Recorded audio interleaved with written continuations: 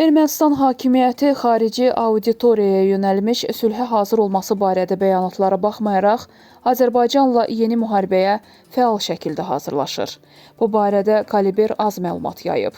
Nəşr yazır ki, rəsmi İrəvanın son hərəkətlərinin bütün məntiqi, revanşist əhval-ruhiyyə ilə dolu və güclü şəkildə militarizasiya olunan regionun tezliklə erməni tərəfinin təhrik etdiyi növbəti müharibə ilə partlayacağını göstərir. Üstəlik, Ermənistan artıq qarşıdurmanın yeni mərhələsinə hazırlıqlarını gizlətmir.